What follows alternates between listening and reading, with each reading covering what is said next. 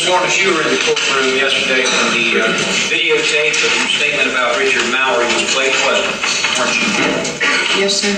You saw it in its entirety, didn't you? Yes. You didn't make one mention of an anal rape or being tied up or having alcohol squirted in your rectum, did you, during that tape? I told you that he was getting violent, and also I told you before in the first confession that he was talking about anal squirting. Did you, in fact, did you see anywhere in that videotape, or did you tell Detective Corzepa at any time that you were strangled with a cord by Mr. Mallory? Well, every time I tried to start telling you or him about what was happening, he'd interrupt me and ask me how many times was this person shot, what kind of items did you take, did he say anything after when you shot him, where did you leave his car? I never got a chance to ever express myself. Well, I was always interrupted. So you say that the reason you didn't say it then is to be interrupted? Pardon? You just were cut off. You didn't have a chance to tell it. Exactly.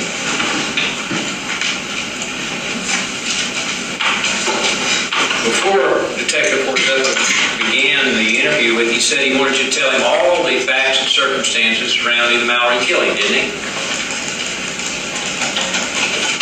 I don't even recall him saying that. You don't recall him saying that? No. Well, what did you think your purpose was when you were sitting there telling him about the Mallory case?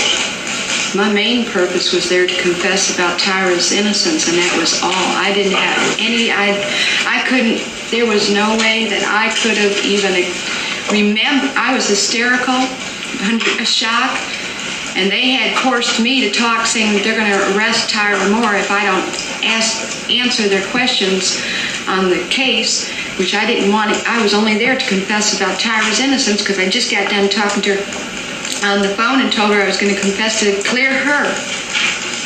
I didn't know I was going to have to talk about anything because of that. If I did, believe me, I couldn't remember nothing because I was totally out of it. Oh.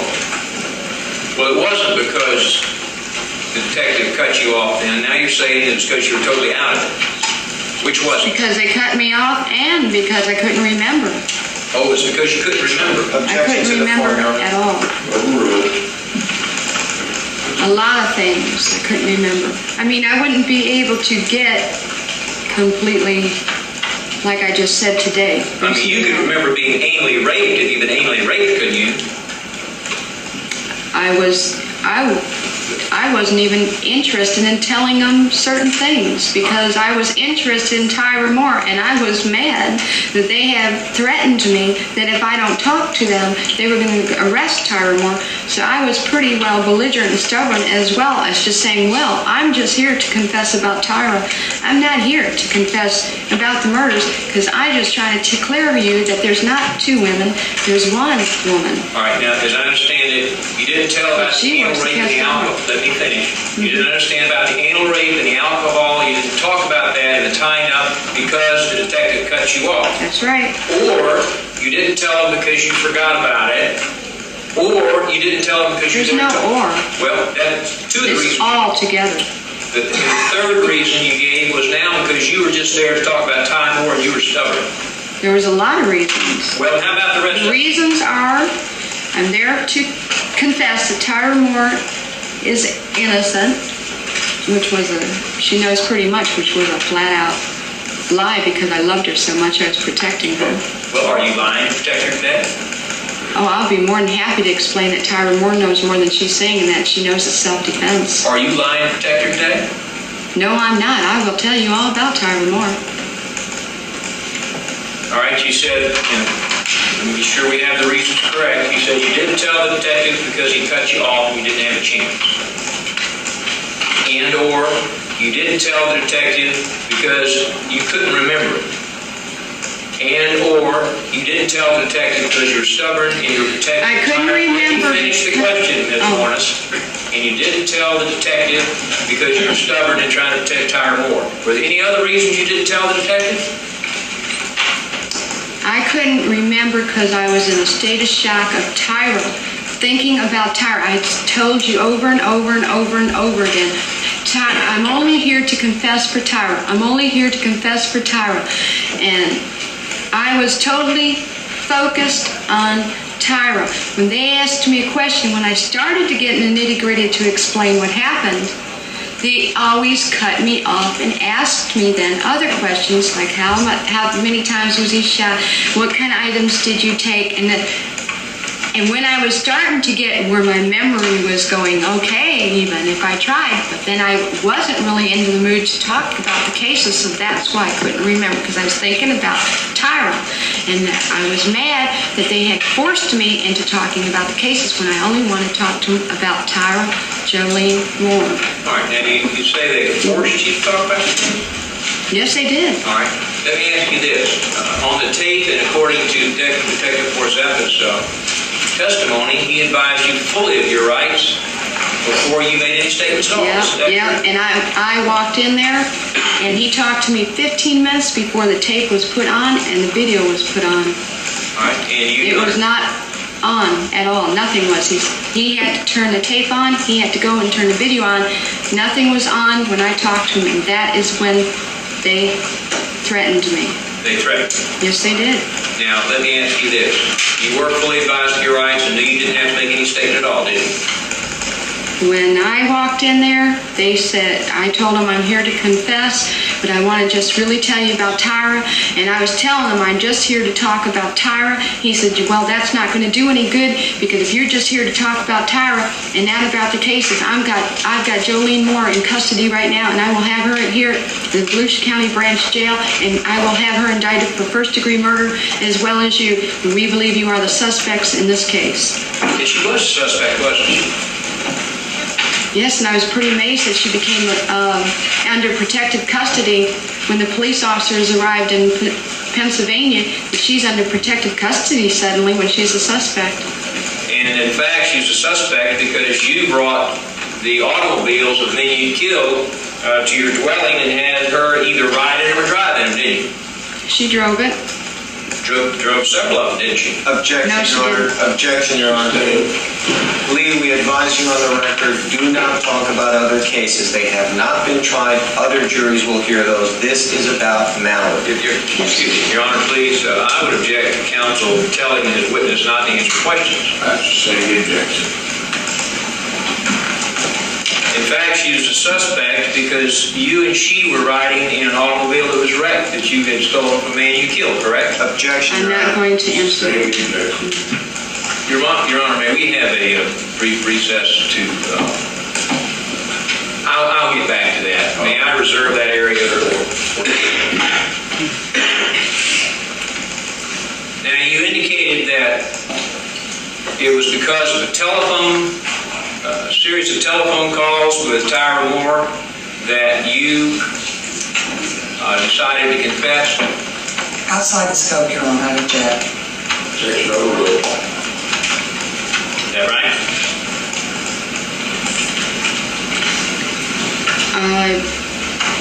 Say that over again. Yes.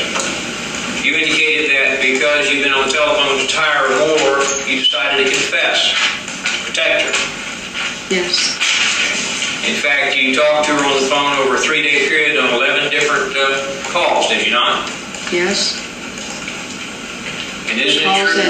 I'm sorry. I was going to say calls at the police officer. The police officers forced Tyra to call me to confess. Sure. You called her each time. The police officers wrote that note, had her write a note and told them to have her call me. They had it all planned. But you called her each time, right? I called her under the direction of the police directing Tyra Jolene Moore. The police had her set up so they could record your telephone calls, didn't they? Yeah, they had me set up so that I talked to her about, and her trying to ask me to clear her when Tyra Moore knows more than she's even talking about. I only cleared her because I loved her. All right, what is it that Tyra Moore knows that She she's wanted to not? protect her. What is it that Tyra Moore knows that she's not talking about? Objection to the form of the question, Your Honor. Overruled. She she knows that it's self-defense, and she is not telling anybody anything. What else? It's basically about it. she knows it's self-defense, and she's not saying anything because she's involved in this books and movies, and she's involved in her family, not losing her family. I know her very well. She doesn't want to lose her family, and she's willing to lie for that in order to, and she's also worried about being arrested for accessory to the fact, All right, or after the fact. if it was self-defense, and you really killed Mr. Mallory in self-defense, how would that jeopardize Tyra Moore? Objection to the form of the question, Your Honor. Rule. Because Tyra Moore is interested in making her $500 million and more she's already been offered, and it's on a cap waiting for her if I get a conviction. Well, no, you didn't answer the question. I asked you if in fact it was self-defense and you killed Mr. Mallory because of the things you described, how would that jeopardize, let me finish, how would that jeopardize Tyra Moore? Because they have to have these people that are involved in books and movies have to have my blood in order to get the money.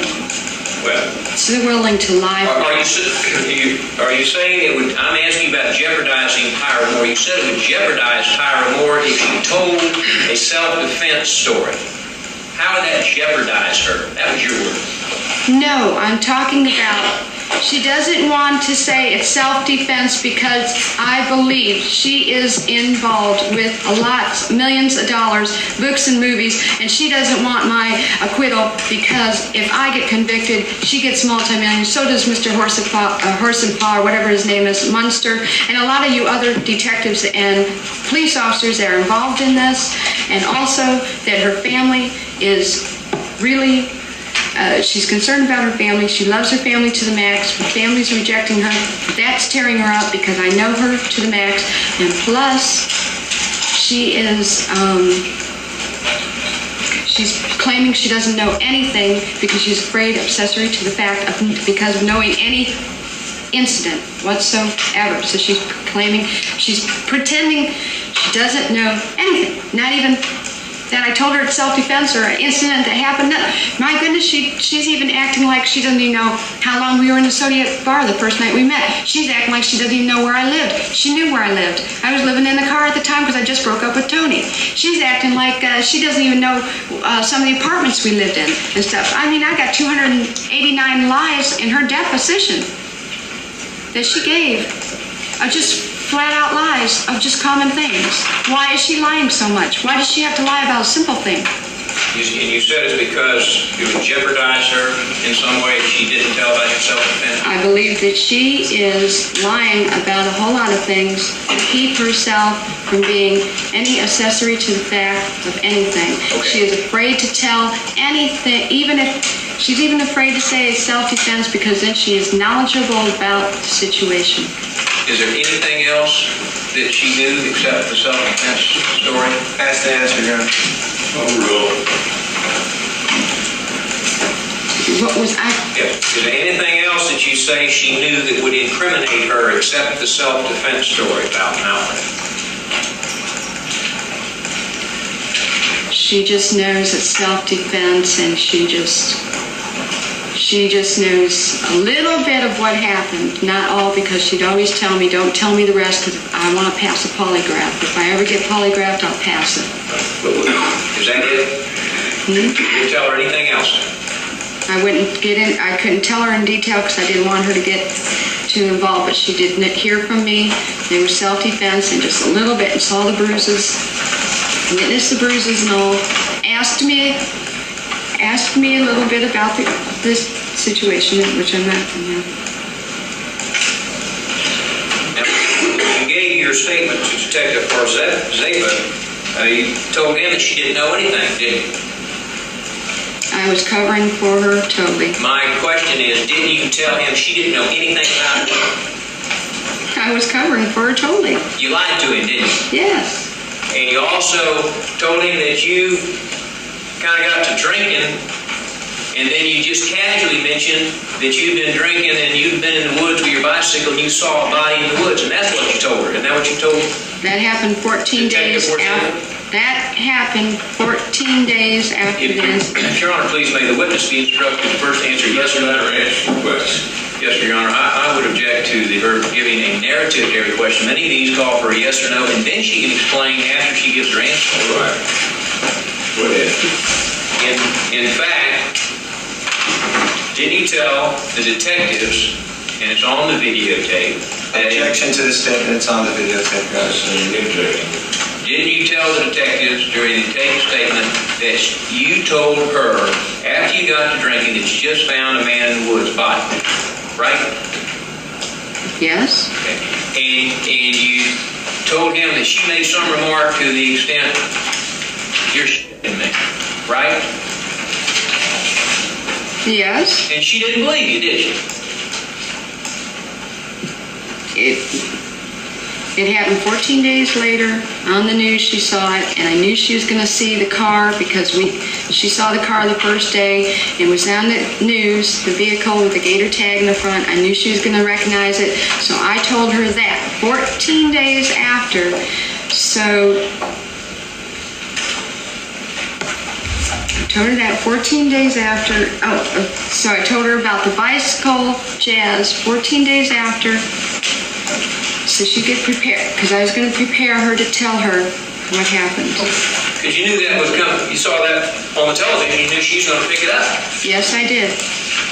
And so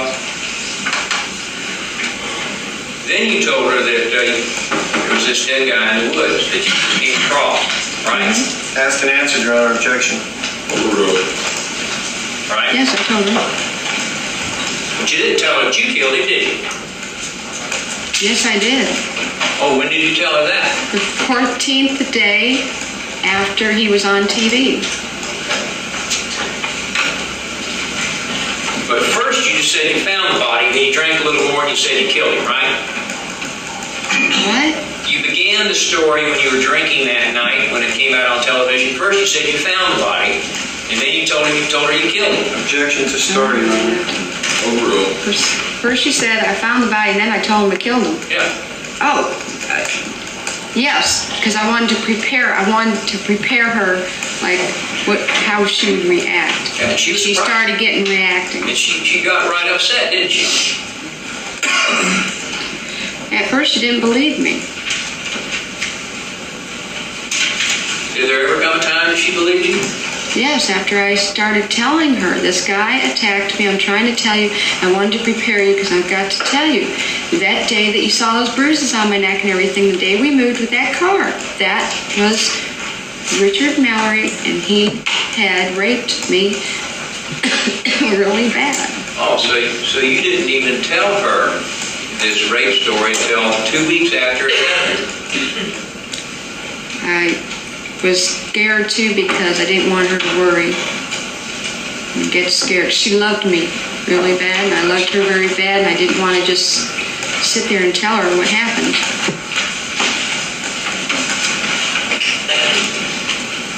It's just... And then you say that you told her all these details about the alcohol and the anal rape and the tying up and all that? No, I didn't tell her all the details. I told her I was raped. I told her I was raped, and she asked a few questions, and I told her, I started to get into details. She said, don't tell me no more. Don't tell me no more. I don't want to know no more. She was really pissed off. She was really mad at Mallory for what he done, and she was just really mad. Now, how close were you to Ty? Very close. Tight as a knot, 2 peas in a pod. We were right arm, left arm glued together. I mean, we were tight.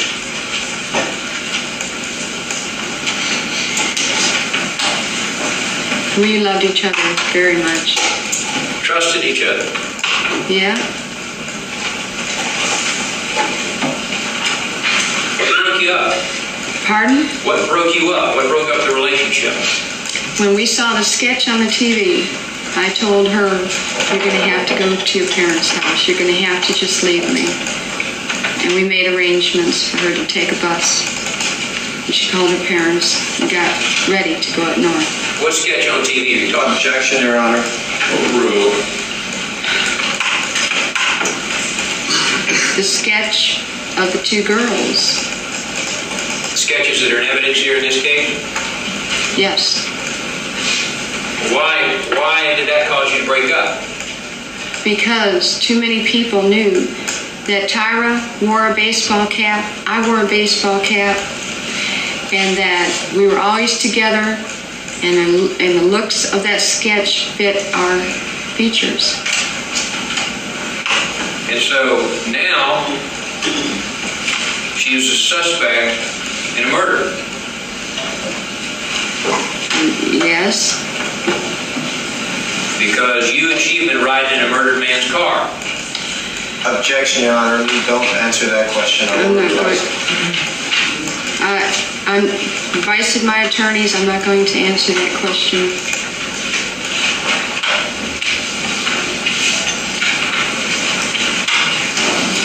Are you not going to answer any questions about the other 6 murders? I will state that Ms. Wuornos' attorney and so will Mr. Miller and Ms. Jenkins that on our advice, she will not answer those questions on our advice because those cases have not been tried. Other juries will. Your Honor, I would, excuse me, Mr. Miller, let me cut you off for that. I'm done. Yes, Mr. Yes, Your Honor.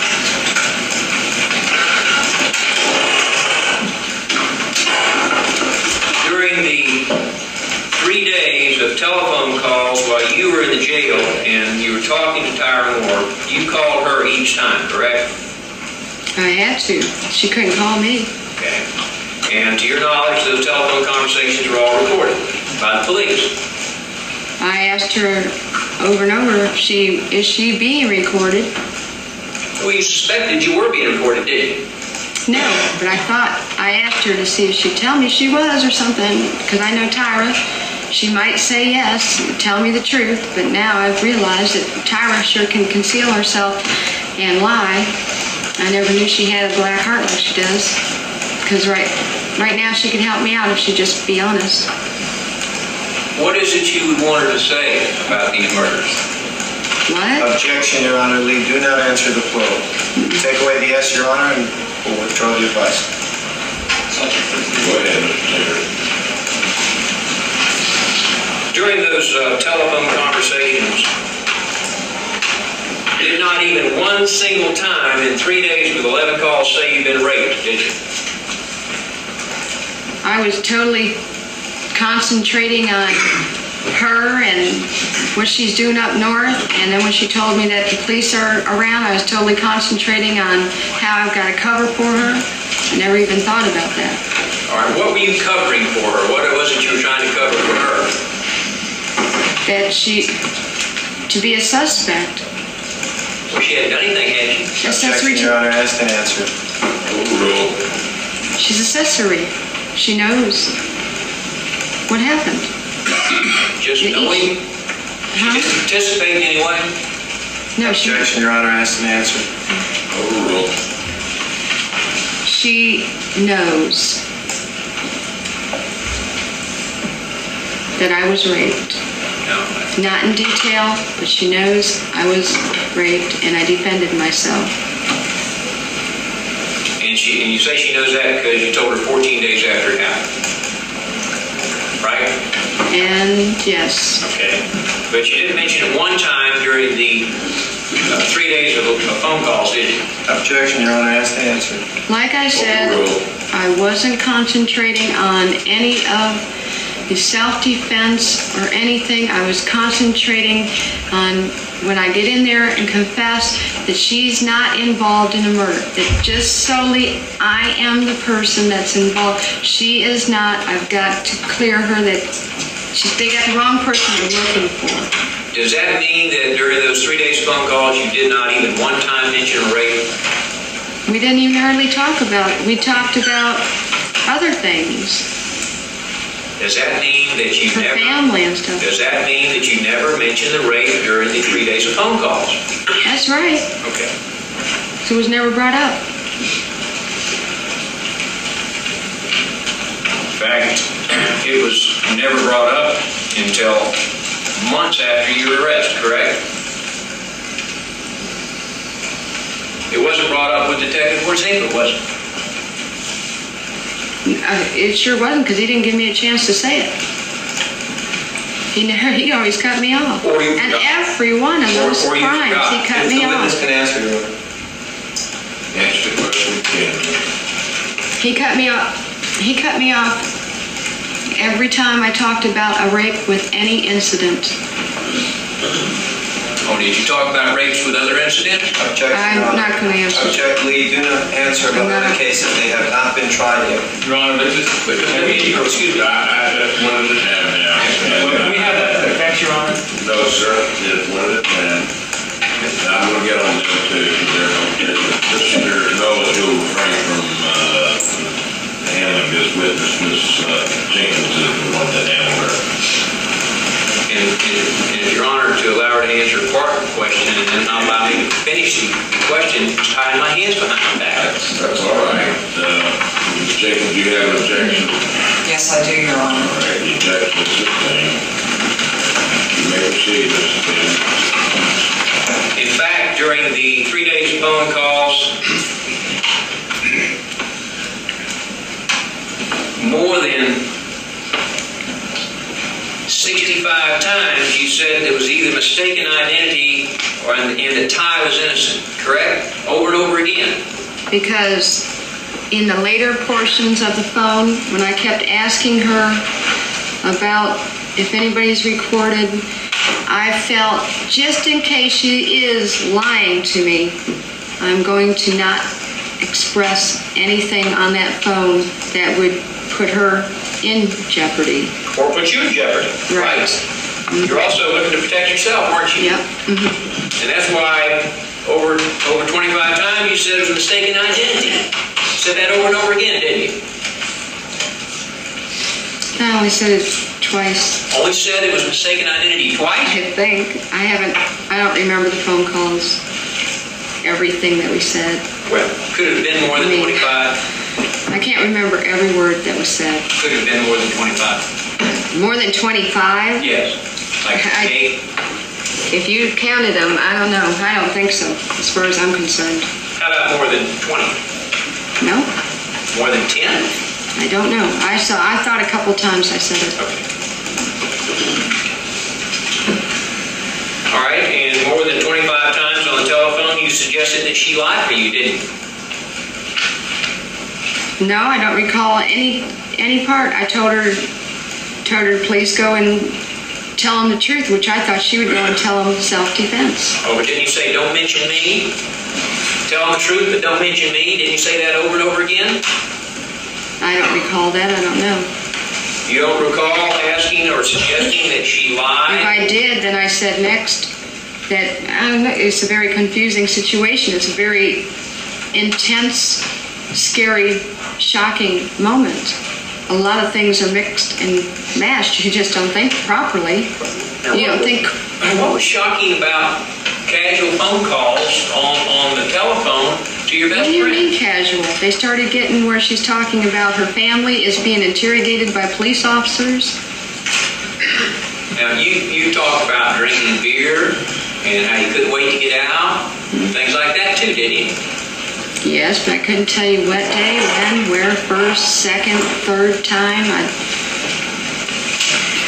Told her how much you loved her and missed her and things Yes. like that. Mm-hmm. These weren't shocking phone calls, were they? That was the beginning. That was the beginning. We were talking about how much I loved her and stuff. Yes, I missed her. That was the beginning.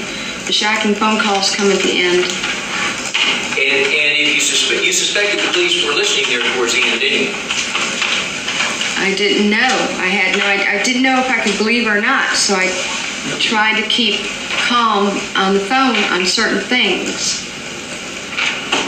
Well, wouldn't this have been an ideal time under this calm circumstance to say, well, you know I had to do it. Let me finish the question. You know I had to do it because I was raped so brutally and had to defend myself. Wouldn't that have been something to say for the police to hear? I didn't want her to be accessory to the fact. Be an accessory I because constantly thought accessory to the fact that she could be charged because she knew about an incident that even lingered for a year before anything was known about it. that's the first thing you told the police, wasn't it? That she knew about the killing, but she didn't really believe you? Because at first she didn't believe me.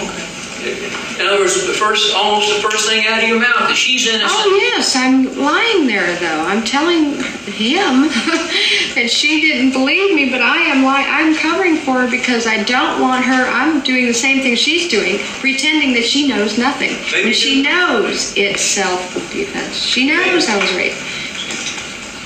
maybe you're doing the same thing then that you are now, wouldn't you say? I'm not lying at all. I'm up here telling truth. I think I'm the only one that's telling truth between my lawyers and me. Especially when I've learned about all this book and movie greed. All right, let's talk about that for just a minute. You've talked to some movie people about this, haven't you? I did. Jackie Drew. We have a lawsuit going on her. We are filing a lawsuit. Major. Movie producer type person. And you talk about if any money was to be made out of this, you'd like Lee to have it, didn't you? Lee? I'm sorry. Ty to have it, didn't you? No, because if I said anything to her in a letter, which I can't understand how I could have wrote her while I was in jail, because as soon as I got done talking to the detectives, they stuck me in solitary confinement lockdown, shoving pills down me and got me messed up on drugs forcingly. And I didn't have any pen or pencil or paper to write, and you people are saying that those letters came in January in jail, and I don't remember writing any letters whatsoever. Who was this that was forcing drugs down you? They had me on Visceral. They had me where I didn't have any commissary, not even a Bible, a book, nothing to read, 24/7 in a square little room with nothing to do but come up and say, do you want your pills to help you go to sleep? And of course I took them to sleep, and I got hooked on Visceral. I was taking 2,800 milligrams a week, 16 pills a day. 400 milligrams a day, 16 pills a day, almost killed me. They almost killed me. But you said when the detectives had anything to do with that, was it? It was a detective's idea. Because how do you know that? I sure didn't ask for it. I didn't ask to be put in medical lockup. As soon as I got done with the cops, they shuffled me over there and did that to me. You're saying the detective or Zapa was forcing you to take pills? It was a plan, I believe. This was after you made your tape statement, right? Right? Yes. Okay. You Just weren't like you weren't on pills when you made your statement, were you? No, but I was coming off of alcohol, and I was really still shaken and pretty well withdrawing from alcohol. Heavy drinking. Did you see the videotape of yourself? No, yesterday? I've only seen that. You only saw that part? Mm-hmm. The short part? Mm-hmm. I've never seen the whole video. Did you see any evidence of yourself shaking? Weren't you lighting cigarettes and smoking and being casual? If you guys think I was, I wasn't. I was very, very nervous and just trying to keep it together as much as I could, but I was shaking and everything. And that's why he gave me his jacket, because I was just shaking like a leaf, and it was cold in there, which made it worse. Well, how many times during these 11 phone calls in 3 days did you even say that you were a victim and tried to rob you? Or that anyone had tried to rob you? Your Honor, objection has been answered several times. Now, what's that question again? You never once even said that your victim tried to rob you. Objection, Your Honor, to charge your victim. Rephrase your question. You never once said that Mr. Mallory tried to rob you on the telephone, did you? Why should I? We weren't talking about Mallory. We weren't talking about any incidences. All we were talking about, all I was thinking about, was to clear Ty from being that suspect of the sketches on that TV.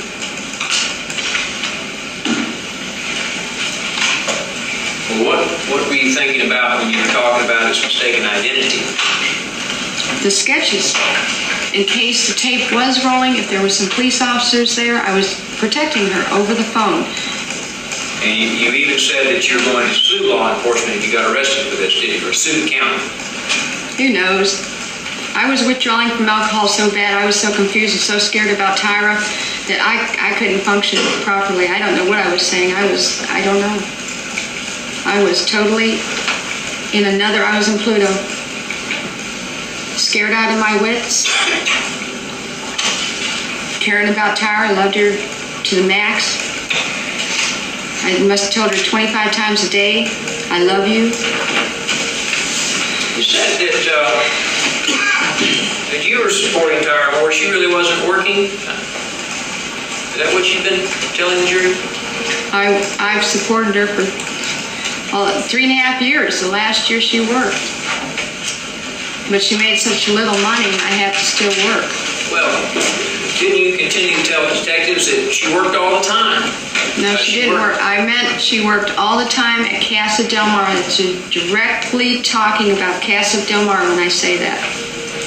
Didn't you also say all she does is go to work and come home and then go back and go to work? That's Casa Del Mar. That's Casa Del Mar.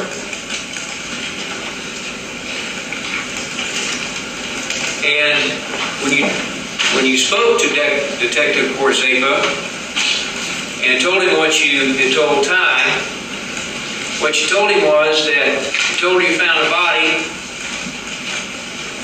but you're just bullshitting her, in your words, because you were real drunk. Remember saying that?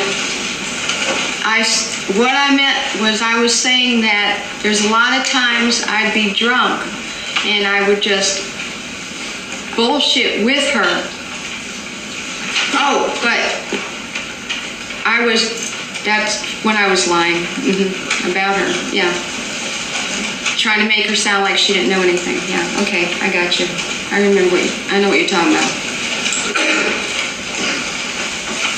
I can't remember what those confessions say either, so. Hard to keep the story straight, isn't it? Objection, Your Honor, badgering. Hard to keep the stories straight, isn't it? No, it's hard to remember what you're talking about. Because I'll tell you right, when you just asked me that question, I don't know what you were talking about as far as what it was about. Like, was I talking on the phone? I didn't know you were reading out of the confession. Now, the reason you were a prostitute is because you made really good money at it, right? Yes. In fact, a little indication was that you went out and sold yourself 6 or 7 days each week. I went out anywhere from 4 to 7. It varied. There's times I only went out 3 days a week, but it varied. But basically, I went out 4 to 7. I mean, because there's very few times I went out 3 times a week. Mostly, I went out 4 to 7 times a week. Yes. And you had sex with 3 to 8 guys each time. Yeah, because it varies. You never know how many you're going to have. You just keep hustling until the day's through. And you were charging how much per sex act? 30 for head, 35 straight, 40 for half and half, 100 an hour. Well, you make anywhere between $600 and $1,000 a week. Well, you're right, and that's where all the money went in bars with Tyra. You're Fancy clothes and beer drinking. You're capable of holding other jobs, aren't you? You've done other work. I don't have the qualifications for the jobs. I've always been fired, and I've never been able to hold a job. The only thing I know how to do is prostitution well. It's the only thing I know how to do. Well, you get paid more doing that than anything else you've ever done, don't you? It's good money, but it's also the only thing I really know how to do. Well, you also I've done it all my life. You also like it, don't you? You like it. Well, I like the sex, and I like some of the clients I meet become like my brothers, but it's a job. That's just part of being a prostitute. Right, but it was kind of a rolling road party, wasn't it? Your Honor, object. Relevant statements also addressing character. No, because you have to watch yourself and be careful, and you've got to, keep a level head on your shoulders. It's a job. It's not exciting, like super exciting. You have to keep a good head on your shoulders and just do your job and hope you don't run into jerks and stuff. Well, do you like the sex and you like the money? Yes, I like the sex and I like the money, yeah. And you like the contact with the different men? Mm-hmm.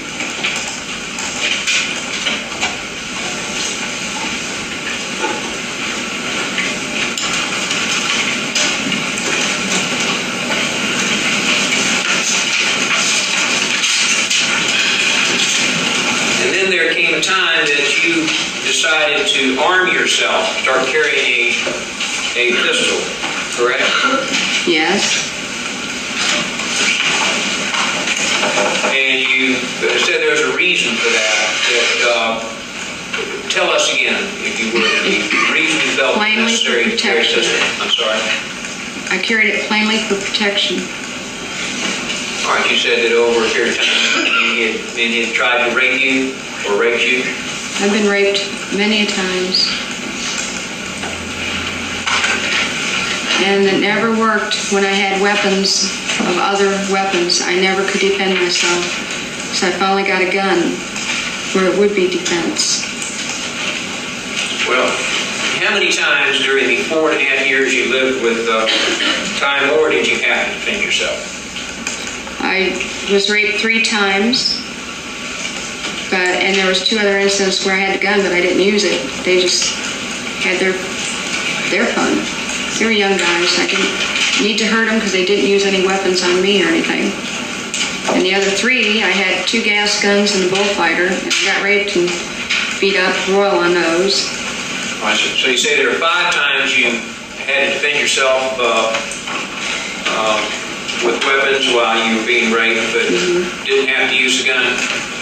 Yeah, and the 2 guys that were, one looked like about 22 and the other 27, that's when I had the gun just before Mallory. Were there any times that you did use a gun to defend yourself from rape? Objection, Your Honor. Same objection. Don't answer the question. In the scope of the cross, Your Honor. I think you can answer that question. He asked before. Right. Before. State, what? Well, the question, and I'll maybe try to make sure that's clear. How many times during the 4.5 years you were living with Ty Moore did you have to use a gun on someone to defend yourself? Objection, same grounds. If he asked before, Mallory, we have no objection. We don't answer the question. Rephrase your question. How many times before you killed Mr. Mallory, while living with Ty Moore, did you have to shoot someone to defend yourself from rape? I couldn't. I didn't have a vehicle. I didn't have a pistol, a weapon. But if you had, you'd used it earlier. I tried with Macenet, and I've got beat up and raped. It didn't work. If you had a gun those other times, you shot men? Asked and answered, Your Honor. Yeah. He hasn't answered that. Yes, you overruled. Go ahead. Well, in the advice of my attorneys, I'm not going to answer that question. No, she hasn't instructed you not to answer that. Would you have shot men before that if you had a gun earlier?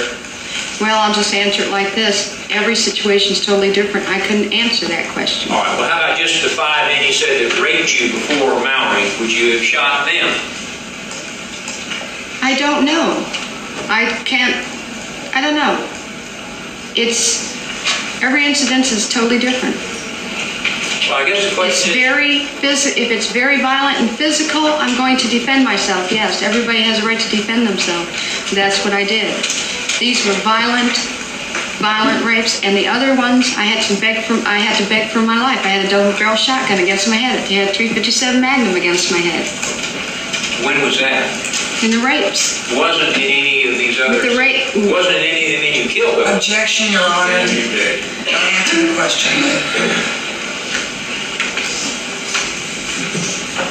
Did you ever kill anyone that had threatened you with a .357 Magnum or a sawed-off or a shotgun to your head? I couldn't. Objection, Your Honor. As long as he focuses it on before Mallory, I have no objection. If he doesn't leave, don't answer the question. Okay.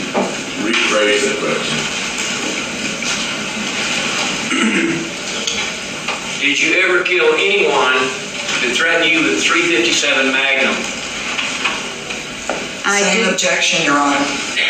Put it you ever kill anyone before you kill Mr. Mallory that threatened you with a .357 Magnum? No. I didn't have a gun on me.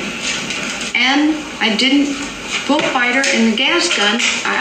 They always got from me and put the weapons on me, making me beg for my life. Did anyone after you killed Mr. Mallory ever threaten you with a .357 Magnum?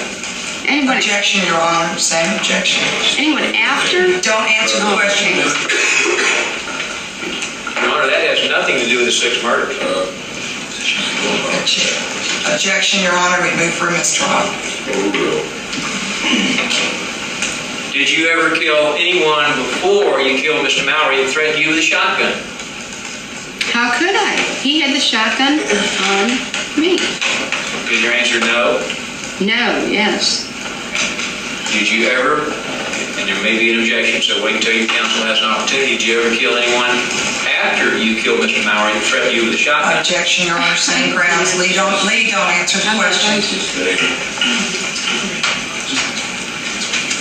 Your Honor, may we have a hearing outside the presence of the jury? Not there. May I reserve argument, Your Honor? Yes, ma'am. Thank you. Now, you knew it was a crime to prostitute, didn't you? 3 million other women do it too. It's an everyday thing. It's been going on for centuries. And I wasn't doing anything out there wrong or mean to anybody. What they did was mean to me. I was very kind, very nice, had a very ladylike attitude. I didn't do anything wrong to them. I didn't even hardly swear. I talked about religion and politics and even talked about trying to save the Lord with some of them. I mean, I talked about Jesus coming soon. And I was very kind. There was no reason to attack me. You said what they did was mean to you? What they did to me was violent and mean. Who are you talking about? We're here on Richard Mallory, and I'm talking about Richard Mallory right now. You said they.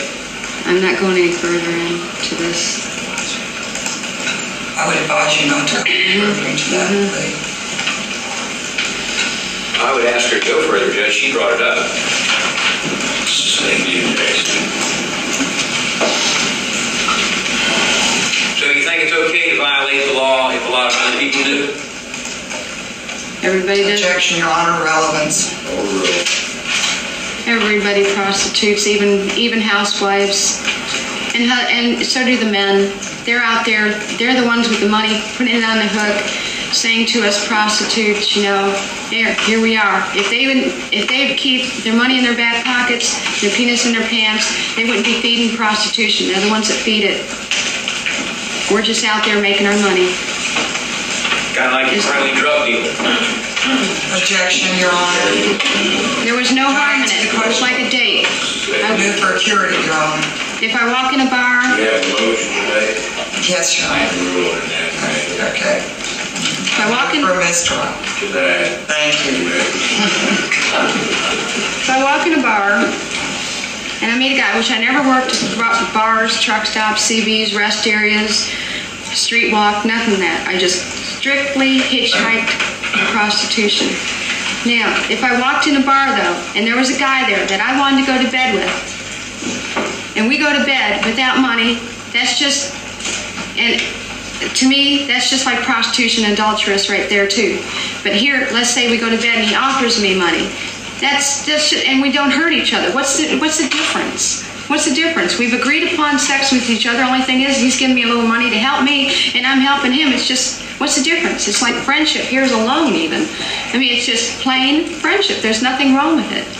We're not hurting anybody. We weren't hurting anybody. They're hurting us. So you think you have a right to disregard the law if you disagree with it? Well, I'll tell you, it's the only thing I could do anyway. That was my job. I wasn't hurting anybody out there. Well, that's not true, is it? I wasn't hurting anybody out there. I'm the victim, as far as I'm concerned.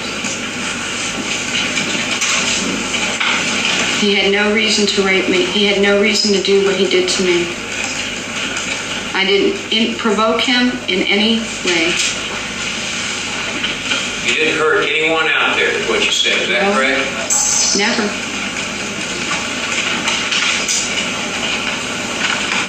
They hurt me. Who hurt you? Who I'm said? talking about the earlier rapes and everything. I didn't have a gun. I couldn't defend myself. If I tried to defend myself, I came close to death so many times. I had to beg for my life. I had to carry a gun for protection. It's the only thing I knew what to do as far as work. I've done it all my life, and it's the only thing I could do.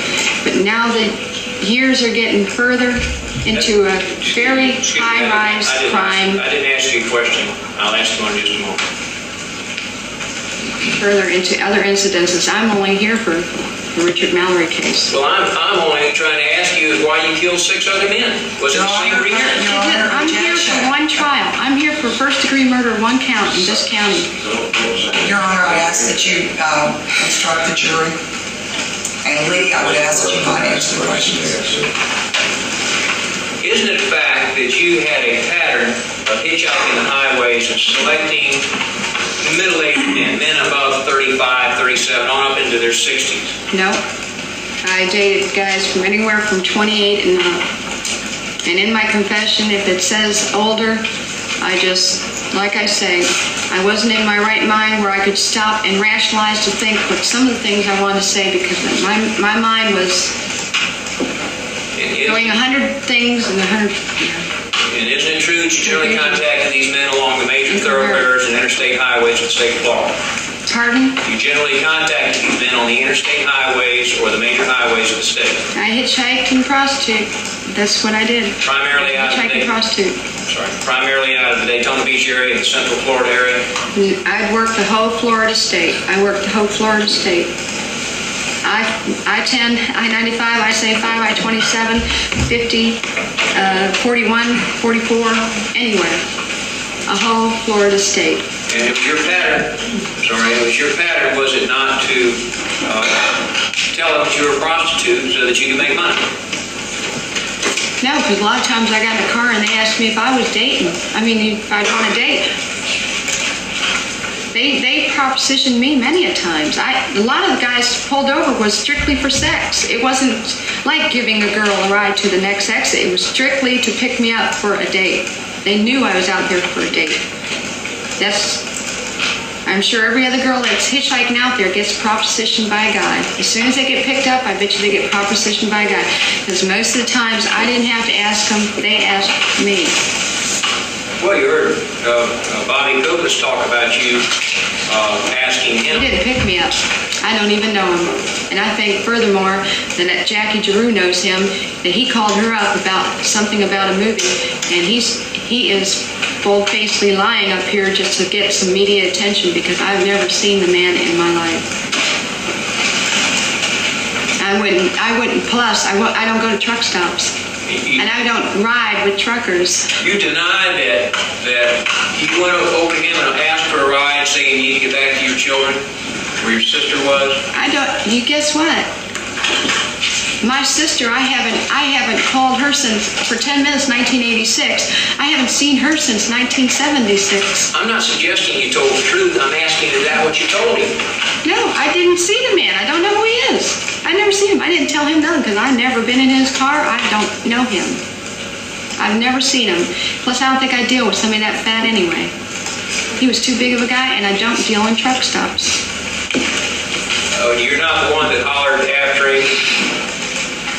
He's too big of a guy. I wouldn't have trusted being with him. He's not the one that you hollered after him? Fat old son of a bitch, I'll kill you too, like I did the others? Yeah, I did not. He never picked me up. I'd never, especially at truck stop. I don't work truck stops. I don't walk in truck stops. I think truckers are too dirty. Your testimony is then he just lying, right? He's lying. Yes, he is. And you say because he wants to make money in a movie or something? I'll tell you how much I think he's lying. He says I had a purse. The police officers got my purse. The brown one. My gun does not fit that purse. You can check it. You generally carried your gun in a little bag, didn't you? I carried my gun in a tote bag. And He says a purse. you even Doesn't practiced fit with that. the purse. You even practiced with that. See how fast you can get it out. Kind of a quick draw practice. Oh, yes. I doubt that. No. No, You never. didn't? Never happened. You ever tell anyone that? What do you mean? It never even happened. I never did that in my life. Never When I get home, I'm too tired. I just set the bag down or in the closet and go to sleep. You never practiced getting it out fast so you shoot fast. No, of course not. And I think you made that up royal. You know Dr. McMahon? Objection, Your Honor. May we approach? No, objection overruled. You know Dr. McMahon? Yes? Your Honor, I believe you ruled on this prior to the question. Well, I don't know what the question is, you better rule it today. You know it's against the law to carry a concealed firearm, don't you? Yes. And But I took that risk because I had to use protection. you also And know... also, Pardon me? if I wasn't a convicted felon, I would have bought a gun and carried it. But since the law won't let us felons, once we get out of prison, protect ourselves with a weapon, they just say, go ahead and get killed, we don't care. We have to just go, forget the law and carry it anyway. Because there's a lot of people that have been going convicted felons coming out of prison, and they're just as decent people as can be, yet you say we can't carry a weapon. We've got to protect ourselves. There has to be a way to protect ourselves. So We can't use our hands. You're even a victim of the law. Objection, Your Honor. Overruled. You're even a victim of the law. I don't know what you're talking about. Well, you just said because of the law. Oh. We can't use our hands, is what I'm saying. We have to have a weapon. Were you trying to tell us convicted felons cannot defend ourselves? We have to have a way to defend ourselves. They think that all convicted felons should be allowed to carry guns. Objection, Your Honor. Well, Is that what you're saying?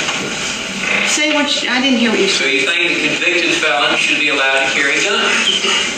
Because a lot of them do turn into the Lord, and a lot of them are very decent people and very straightforward people. So they broke the law. Everybody breaks the law, and I bet you do too. Matter of fact, you drive a car and pollute the earth. And some of them shoot men to death in cold blood, don't they? Objection, Your Honor. Overruled. Some of them shoot men to death in cold blood, don't they? No, they don't. I didn't shoot anybody in cold blood. Although I would have been out there decaying instead. You've never shot anyone in cold blood? That's right. Objection, Your Honor. 16.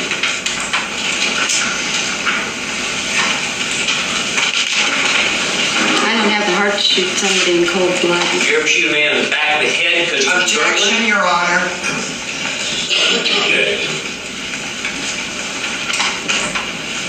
I'm not going to answer that question, and it does not belong with this case.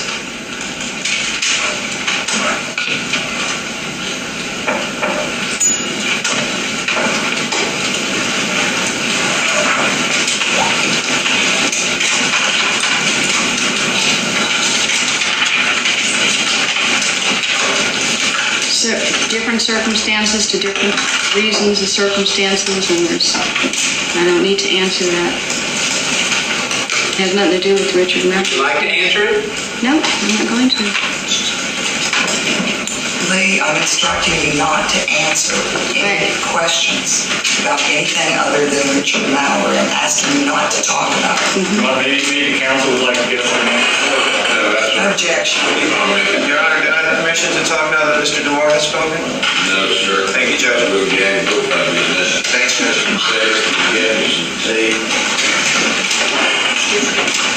go get me some pay.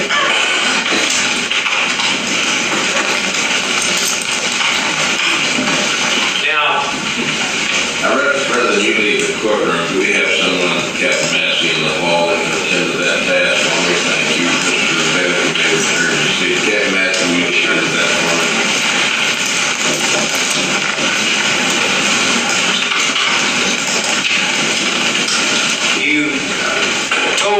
jury, when Ms. Jenkins was examining you, that Mr. Mallory solicited you for sex? No. When we got to Quail Run, he asked me how I know so much about married people. He said, I thought you were single. You told me you had a roommate. And I said, well, I guess it's time for me to be honest and tell you that I hustle for a living. That's why I know married people, because 98% of my people are married that I meet. You propositioned him then? He asked me my prices. He said, well, you mean sex? And I said, I laughed, and I said, yes, sex. And he said, well, how much do you charge? And it carried on from there. You say that was after you got off the interstate? Yes? Didn't you tell Deputy Horzepa that after he offered you the drink and you just got past Orlando and your words were getting pretty drunk now and we're continually going down the road and we're getting drunk royal, and I asked him if he wanted to help me make some money, that I need some money for rent and everything. He was interested at the time, so we go out and we stop at this place on US 1. Okay. I was very incoherent, and when I was saying something, it always was chopped up what was happening because I couldn't remember correctly, plus I was thinking of Tyra confessing, but that still means that yes, at Quail Run that happened, not past Orlando, but I'm talking about we've got past Orlando, now we're in Daytona. I'm sure that's how I was thinking. We finally got past Orlando, and now we're on US 1, which we were on US 1 on Quail Run. And then we talked about sex and then you agreed to take your clothes off. You took your clothes off, and that was usual for you, wasn't it? I always usually took my clothes off first with any guy, just because, I mean, that is if we're doing sex for an hour or whatever. You know, it's not with head or anything, just for an hour. All right. Then according to your first statement to Detective Horzepa, at that time he gave you some money. He didn't give me any money. I told you guys he didn't give me any money. No, that's what you said today.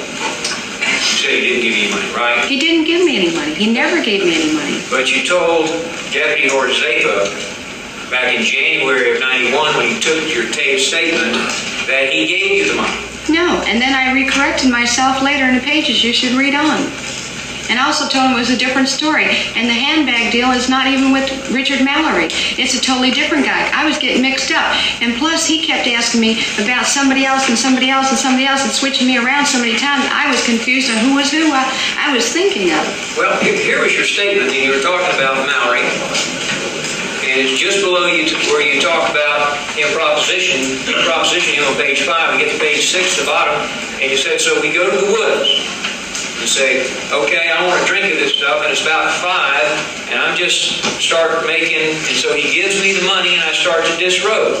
And I think, pardon me? And I think if you check on page 9 or something, it states, no, he didn't give me any money. We'll get there. And he said, now this guy is getting really he's starting to get a little, kissing me and stuff. Anyway, he hasn't disrobed himself at all. That was Mr. Mallory, wasn't it? Yes, I was thinking about the very last seconds of what happened when he didn't take off his clothes at that moment when I'm speaking. You're still talking about Mr. Mallory on page 7. You said, okay, so anyway, we're in the front seat. He's hugging and kissing on me and all this shit. And so then he starts, pushing me down. And I said, wait a minute, get cool. You don't have to get rough, This is, let's have fun. This is for fun, And he's telling me, well, baby, I've been waiting for this all night long and stuff like that. And that was in the front seat of the car. That was Mallory, wasn't it? Yeah, but I did not express that correctly.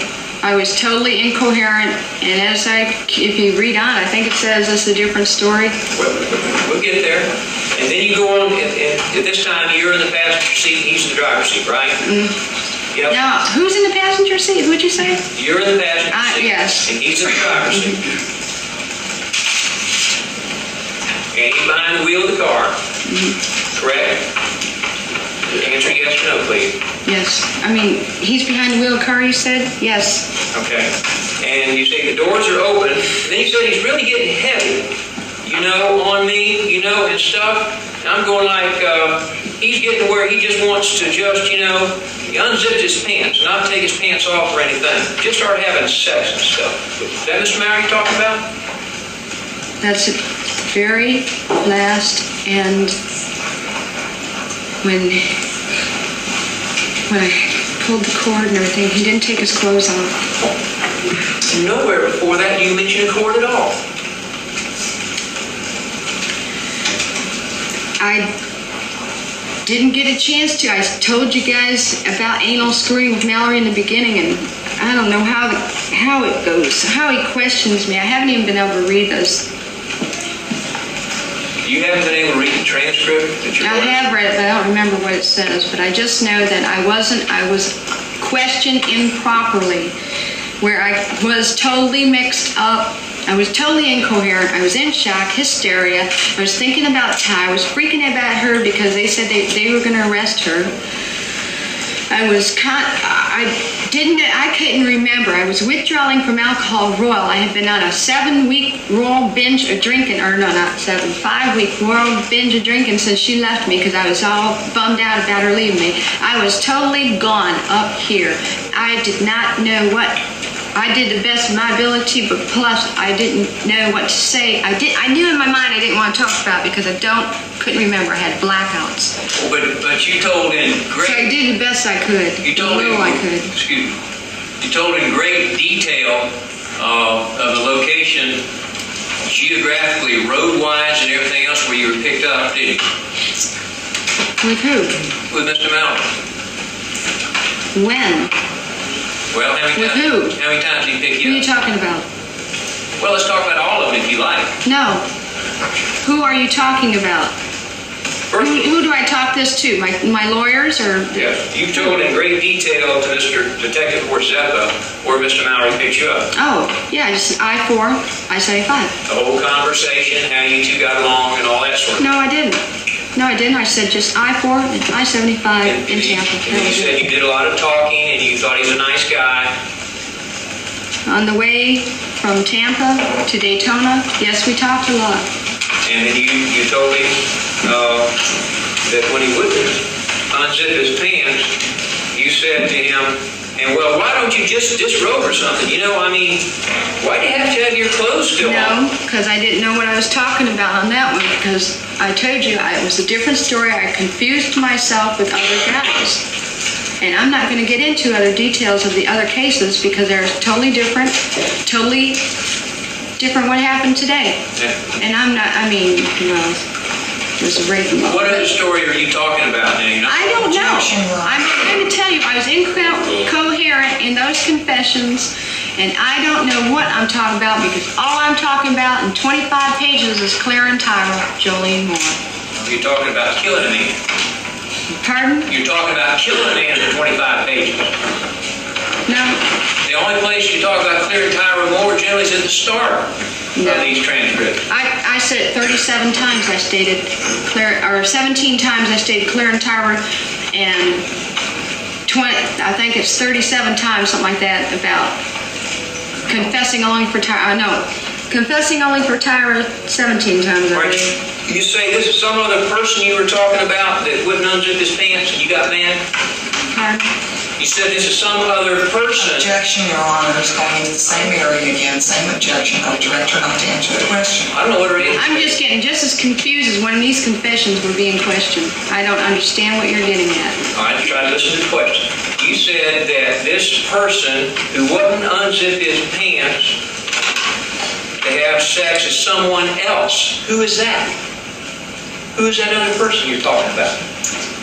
What did read that over? I don't even know what he's talking about. That's not what she said. It's not what I said in there.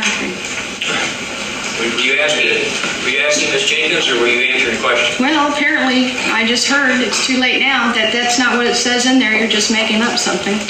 She said that wasn't what she said. Oh. You think I'm making up something here? I don't know. I don't know what you're talking about because I don't know what you're reading. Right. All right, here's what I asked you. What page? Page 7 Okay. On Mallory. on Mallory. And he said, now like he's getting to where he just wants to,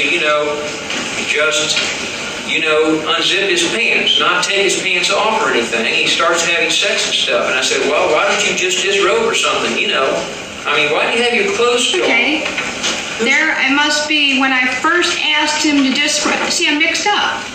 I'm mixed up totally. I asked him to disrobe because it was getting cold in the car. I said, why don't you undress so let's get started. It's cold in here. So I know that's what part I'm talking about there. All right, and he said, that's where just before that you said he's kissing on you and getting heavy. Is that what you're talking about?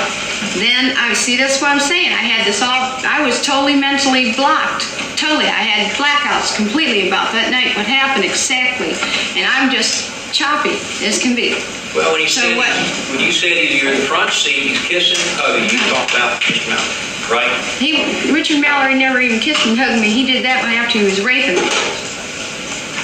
So when you told, And if I said he's getting heavy on me, kissing and hugging me, that's rape. I see. Heavy means rape. Although you've offered to have sex, you're laying there naked on your back. Objection, Your Honor. Overruled.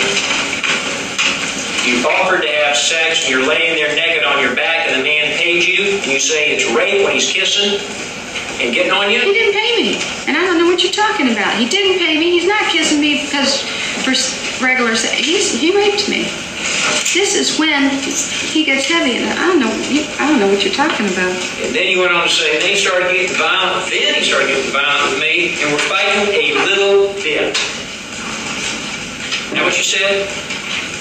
Well, the way I talk, it's like, well, we were fighting a little bit, and that's the way I talk. But you expanded upon that today to tell the story of being tied up and raped. Well, we did fight a little bit. It wasn't a whole lot of fighting when I grabbed his arms at the very end, and he slapped me in the face. It didn't last 5 minutes. Only lasted half a minute at the most, Then maybe you a go on minute. with a fight little bitch, you said, and I had my purse right there on the passenger floor. And then you said, no, it wasn't about the purse, it was a blue bag. That's right. I carried a tote bag. Could it have been the brown purse you had with Bobby Copas? I did, yeah. Why don't you check that gun and see if it fits? Because I'm telling you it doesn't. And Bobby Copas doesn't know what he's talking about because Bobby Copas never picked me up. All right, well, onto the blue bag. You said you had a blue bag and you had it zipped on the side, and it was unzipped because you wanted to make sure if anything happened, I could use my gun.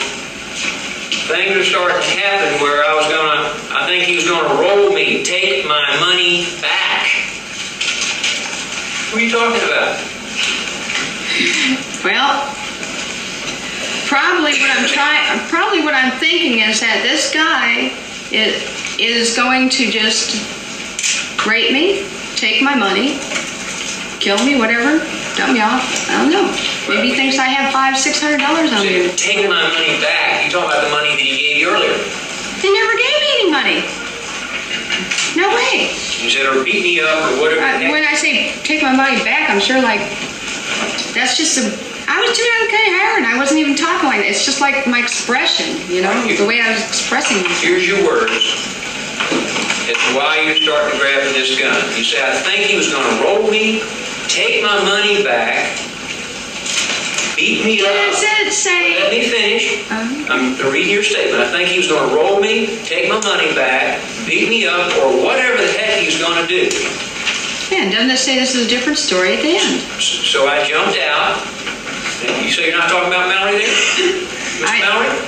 I may be talking a little bit about him, but then I might be talking about somebody else in it, so that's why I said, wait a minute, this is all messed up. Well, It's like I'm trying to tell you. Well, if this isn't Mr. Mallory, who are you talking about?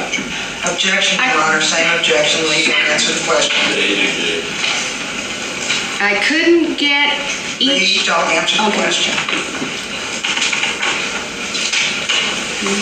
Mr. Horseba only asked you about Mr. Mallory, didn't he? He just asked me about Mr. Mallory. Right. Didn't Detective Munster ask you about the others? No, Horsepa questioned me on a couple others. But in any event, at this point, you've been talking about Mallory according to the questions and the answers you gave that point, correct? Say that over. Yes, you were talking about Mallory when you said, so I jumped out of the car with my bag and I grabbed the gun. No, because I didn't never get out of the car. That's what I'm saying. I never had it. I was never coherent enough to tell you what actually happened because there was too many blank spots. I had to sit back, put all the pieces together. This person, what happened? I had to get. I was drunk as could be that night. I had to try to remember, like, what did happen exactly, precisely, and everything. I couldn't tell you guys. And if I started to, like I say, every time I messed up and wanted to start over, you guys interrupted me. You talked about Richard Mallory, and then, what was it, 11 or 12 pages later, then you come back to Mallory again after you've gone through a whole bunch of jazz about some other stuff. Had me confused. And then you talk about, the detective, Munster or Horseffa or whatever, would talk about a sausage truck guy, and then ask me about, well, did you find his wallet? And then he was talking about Richard Mallory. Excuse me, Ms. Wuornos, I don't have a question for you based upon what you're doing now. Let me just finish this question. He said, I jumped out of the car with my bag and I grabbed the gun. He said, and I said, get out of the car. And he said, what's going on? I said, you son of a bitch. I knew you were going to rape me. And he said, no, I wasn't. No, I wasn't. And why don't you read the rest? It says it's a different story. Is that what you said? That's what you said? Maybe what I said, but it's wrong because it wasn't. I was not coherent, and it is totally about somebody else, which I'm not going to talk about.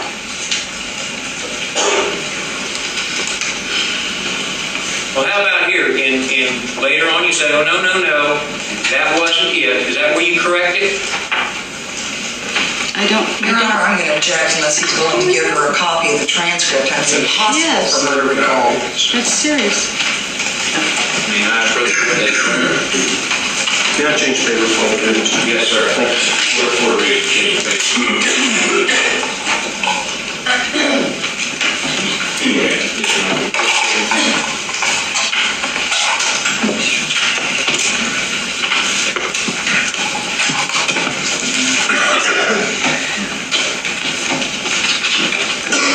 Page, Counselor. Okay. Page 7.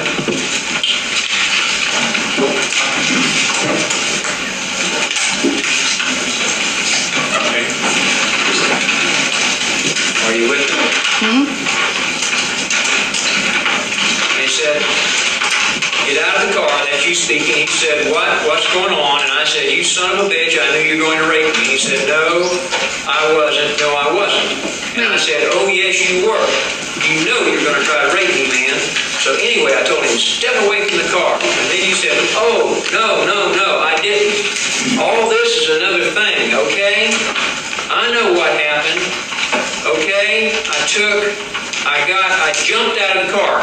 Now we say I jumped out of the car, you're talking about Mallory again, right? Wait. Yes. I got page 7, and I don't see anything you're talking about here. I'm sorry, page 8 now, starting on page 7. Okay. You said, oh, no, I didn't. All this is another thing, okay? I know what happened, okay? I jumped out of the car. And that was Mallory you were talking about. No, because I told you, he was starting to get physically do stuff to me. Oh, this is a different story. God, see it so long ago. And that's why I'm totally incoherent. I can't remember everything. You guys are asking me questions about these incidences that happened. When my mind's focused on Tyra, I only came here to confess. I don't know what I'm doing here talking to you guys about the other things. And I'm like, well, should I even answer these questions? I really don't want to. And I'm also confused anyway when I start talking about them that I get mixed up with different people because you guys keep asking me, okay, it's all right, take your time. And then you say, yeah, okay, I jumped out of the car, I pulled my gun out when he started to physically do shit with me. And now, what type of gun do you have? Now, you don't even let me go on. I mean, they weren't letting me go on. Or nothing, to recorrect myself or anything. They kept... Now he just asked me about... Now, for the next 11 pages, he's talking about all different guys. White pickup truck, and I say, what white pickup truck? I don't recall a white pickup truck. Lee, I'm going to instruct you not to talk about any other charges. All right. You have cases pending. to say that on that same page that this was a 9-shot 22 caliber pistol, correct? Mm-hmm. And that it was fully loaded? Yeah, I usually carried it loaded. Does this appear to be that pistol?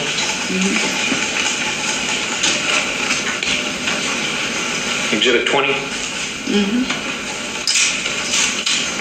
That was your pistol? Mm-hmm. Yes? Yes. That was the pistol you killed Richard Mallory with? Yes? Mm-hmm. Yes. Pistol that you threw away under Rose Bay Bridge in Volusia County, correct? Yes. Nearly a year later, right? Pardon? Nearly a year later, you threw it away. Mm-hmm.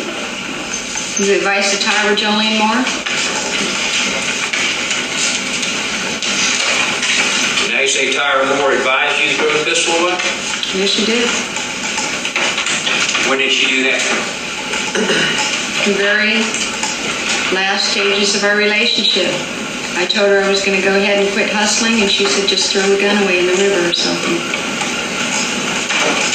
At that time, did she know that you had killed 7 men with it? Your Honor, objection, same grounds. Lee, don't answer that question. At that time, did she know you had killed Richard Mallory with it? Yes, because she knew it was self-defense. I told her 14 days later about the bruises and everything, and I told her what happened, and she knows it's self-defense.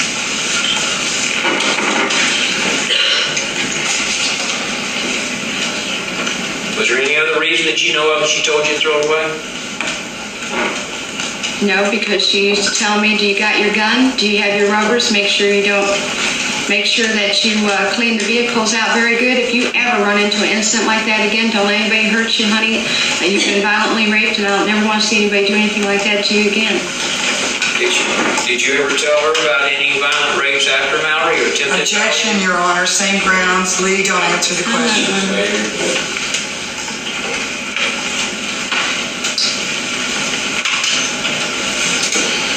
Now, you'd only had that gun for maybe a couple of months at most, or maybe as short as a couple of days, right? I've had it for at least ever since Rutland, which I don't know. Somebody has to check up and see. When I lived in Rutland, before Ocean Camp Village Campground, that's when I got the gun. Was there a record where you purchased it? When I was, Objection, Your Honor. That's to approach. Any approach? I'm not going to answer it. I think we need to. But she's not going to answer it. We don't need to go anywhere. Respectfully, Your Honor. Yes. Well, on page 9 of your transcript of your deposition, you first say that they asked you how long you'd had it, months, years. You said, I don't know, man. It might have been about maybe a couple of months ago. And then Detective Forzave said, okay, you had the gun quite a long time. You again said, no, only a couple of months before. And he said, right. And then you said, I think, and he responded, that's no problem. Then you said, I might have got the gun just then. I can't remember, like 2 days before or something. Well, like I said, what are you supposed to do? Stop the clock, let me heal my mind from my hysteria and everything else. I'm not going to answer any questions coherently. I was incoherent, I was hysteria, I was just totally in Pluto. So whatever I said didn't make sense, basically. And I've read one time this confession, and it shows nothing but hysteria, and incoherence. There is no coherence whatsoever, hardly at all, in this confession. It shows I am freaking out. And so any questions that I answer are not going to be coherent, or, well, if you even want to say honest, because I can't be honest, because I can't say the truth of what's happening, because I'm incoherent. I don't know. And I'm telling you right now, I got the gun in Rutland, so take it from there. That's all I can do. Well, then on that same page, the discussion concerning Mr. Mallory resumes. That's page 9. And Detective Forzave said, okay, so you're back there, you jump out of the car, Your response was, I jumped out of the car because he was physically starting to abuse me. Page 9, next to the bottom. Okay. And I remember now, he didn't give me any money. This was another guy. This guy, he said, well, I'll give you no. I said, well, I always take my money first. See how the merchandise is. And then the question, this was Mr. Mallory who told you? Your answer, yes. I do recall him saying something about merchandise, but that was... Okay. There's no question you jumped out of the car, though, with Mr. Mallory before you shot him. No, I jumped out of the car after he was shot 3 times, and I ran to the driver's side, opened the door, was looking at him. He was starting to come out at me, and I just said, don't come any closer to me or something like that. I'm going to have to keep shooting you if you do. And he just kept on coming, and so I shot him. All right, so you shot him 3 times from, according to you, inside the car, right? I shot him 3 times, yeah. And that's not an automatic pistol. You have to pull the trigger and cock it. No, it shoots real easy. Really? It's got like a hairpin trigger to it. And after you shot him 3 times, where did those bullets hit him? Well, all I know is that he was reaching his arm, and since I've seen from you guys, one must have went under there. And I don't know where the others at. They went in the front area. I don't know where. Then you got out the passenger door and ran all the way around the car, correct? Yeah. According to this story. Mm-hmm. And then you opened the door, correct? Mm-hmm. And then you shot him again. He was coming out of the car, and I do even state it in here now if you want to. I say something about he's getting out of the car somewhere in here. I'm 55 or something. 53. Yeah, it's 53. I think. And you said that this discussion about money, you hadn't asked for the money because you thought he was a pretty nice guy. Is that right? Say that again? You hadn't asked for the money in advance because you thought he was a pretty nice guy. Is that right? Yeah, because I had traveled with him from Tampa to Daytona. He hasn't tried anything on me yet, so. All right, and then you go Get all on. the worldly chances too when we stop to take leaks and everything. All right, and Deputy Ortega was just listening now. He said, you talked about the money. He said, this is what Mallory told you? And he said, yes. And he said, okay, waiting for your next explanation. And your answer was, so I said, well, since I've been talking to you all night long, I think you seem like a pretty nice guy, so okay, let's go have fun. So I started to lay down, and he's gonna, unzip his pants. Objection, Your Honor. Is there a question, or is he just reading her statement to her? I don't know either. Did you say that? Is that what happened? I'm telling you that's not what happened. I'm telling you I'm incoherent again in this statement, not expressing myself right what really happened. And I go into other details with other people in here where I'm totally talking about one person, another person, even talking about Richard Mallory in I have to there. advise you not to talk about any other charges. All right, you're talking about Mr. Mallory here, though, weren't you? Apparently it says this is what Mr. Mallory told you. I say yes, but then you go okay, and then I go carry on. But believe me, I'm not talking. I'm incoherent. I'm not saying it right. Well, this doesn't sound incoherent. I'm thinking of another incident with him. Listen to this sentence. You said, why don't you take your clothes off? My God, I said, well, it hurt to do that. Yeah, that sounds pretty incoherent to me. And then he got pissed, called me, he said, fuck you, baby. I'm going to screw you right here and now, or something like that. Was that Mr. Mallory? I didn't remember the night what happened. I did the best I could to get close on that particular thought in mind. And he went on to say that you were in the woods with the door open, right? Pardon, what'd you say? He went on to acknowledge that you were in the woods and the doors of the automobile were open. They were not open. But you said they were. Again, I'm gonna have to go over this with you 100 times over, because I'm I'm just not. asking you to answer. Did you say they were at that time? I said they were at that time, I guess. I mean, All right, good. Don't We've even- heard your explanation. All you have to do is answer yes or no Yes. to this part of the question, okay? And then the question about money.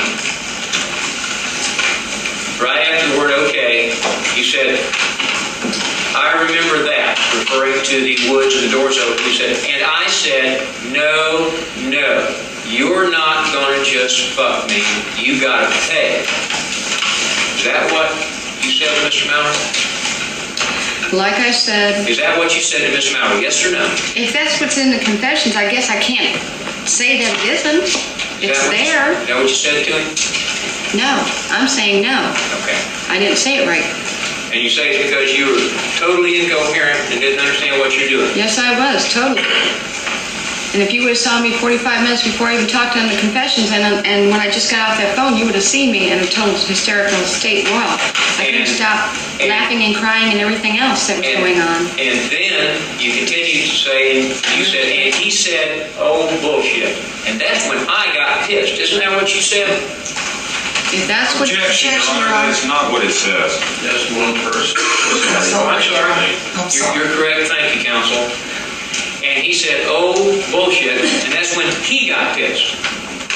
Is that right?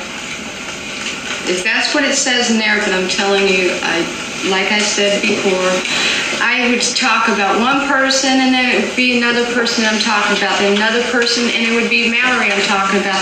With mixing up even, I had it so mixed up in here. There's just, Tyra asked me to get drunk and erase these incidents. Keep erasing.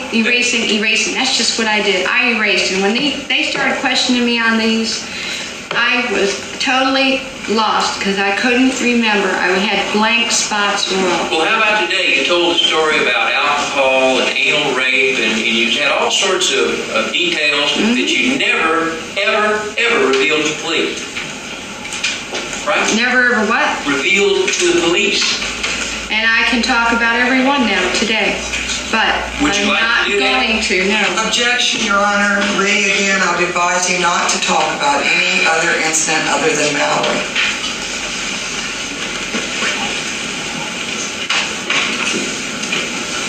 Let's see. Thank you, Your Honor. You say, well, I'm coming back to recollection. Okay, so then we started fighting and everything else, and I jumped out. He grabbed my bag, and I grabbed my bag, and the arm busted, and I got the bag again, and I pulled it out of his hand. And that's when I grabbed the pistol. That's what happened. What? No, that is a totally different guy. And I just shot him in the front seat. Shot Mr. Maurer in the front seat. But not that way. That's not what happened. I told you it was a different guy, and it even states it was a different guy. That's the same phrase that I say, it's a different story. Would you tell us who you were talking about here? Your Honor, No, I objection, can't. same objection.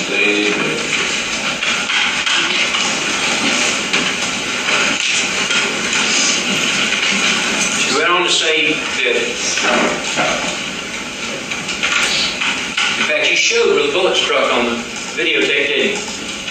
Pardon? You stood up and showed where the bullet struck on the videotape on the right side, didn't you? I tried to. I don't remember how I was. Matter of fact, yesterday I didn't notice what I was doing. And that was talking about Mr. Mallory, wasn't it? I guess. Then you go on to page 10 and say, okay, then he proceeded to get out of the car. So he started to get out of the car, I ran around in front of the car, and he started coming towards me. Your Honor, I'm going to have to object. Again, the prosecutor is reading her statement. He's not asking any questions. If he has questions, I'm sure she'll answer, as long as it pertains to Mallory. Just ask questions.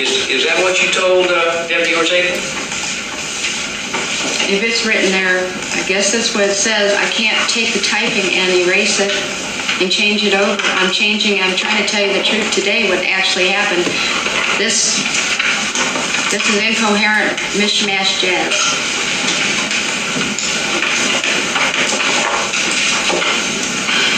And then on page 53. Again, Your Honor, same objection. He's reading the transcript.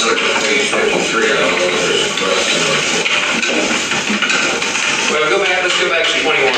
You certainly are willing to admit he's behind the steering wheel when you shot him, aren't you? I was lying down in the passenger seat, lying down across the whole darn front seat, actually. He was behind the wheel. He was up on his knee, one leg down, one knee up on the seat. And you were lying down? My legs were up, and he was having me spread my legs. Well, if that was true, would the bullet have gone in and come out up high? Objection, Your Honor. it was that question, sir. Can you explain why the bullet with which you shot him in the side didn't enter low and go upward and high if you were lying on a seat shooting up? Objection, Your Honor. Overruled. I thought that whatever he was so decomposed you couldn't tell. How can you say that? The pathologist said. I couldn't tell you. All I know is I shot from the seat down, lying down.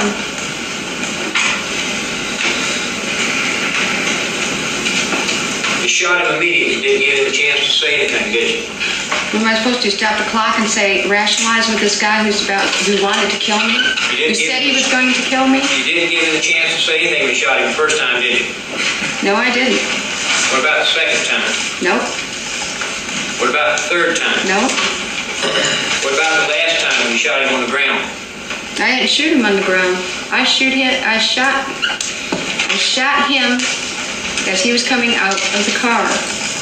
And I shot him. I told him to stop. Don't move no more. Don't come toward me anymore. And just stay there. He didn't listen. He was coming out of the car, and I shot him again because I didn't know what the dickens he was doing. I didn't know if he had another gun under the seat. I didn't know if he was going to reach for another weapon. I don't know what he had. He didn't have a weapon in that car, did he? How do I know? Did he have a weapon in the car? No, he didn't, but how did I know? And then after you shot him, you ran around in front of the car, came around to his side, and shot him some more. Objection, Your Honor, asked and answered several times. Stay. And you said he kind of crawled out of the car and shut the door, right? He didn't shut the door. I shut the door afterward.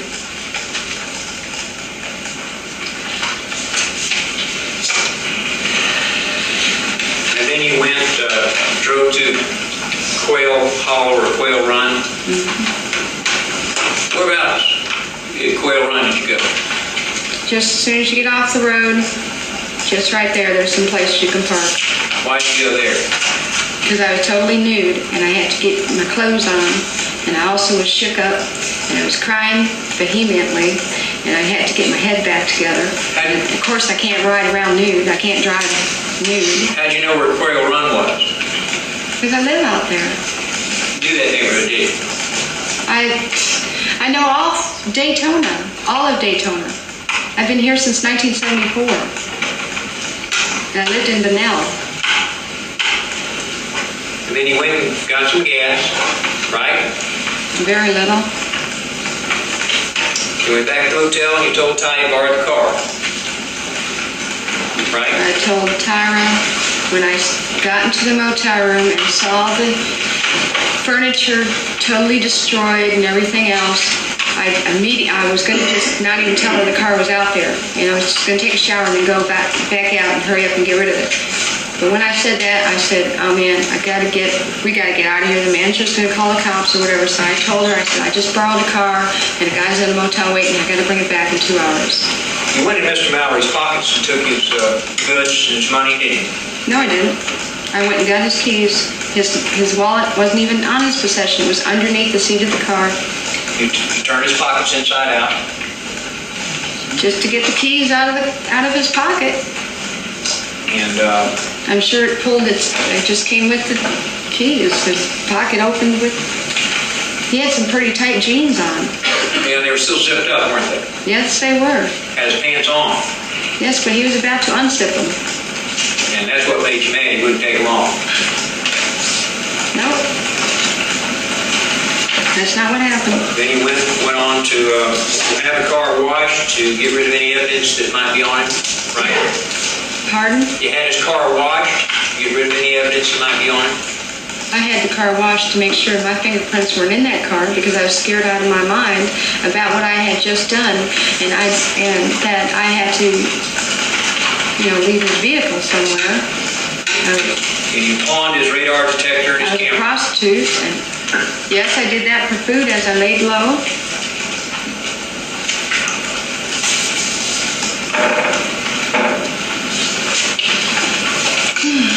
And what was it? Only $30. And it's $30. What did you get away money from him? It was for food. Food. How much money did you get from him? There was like $38 or $48, something like that. It was less than 50. Well, I remember a 20 and a 10 and some change, like 5 1 or something. 5s and 1s.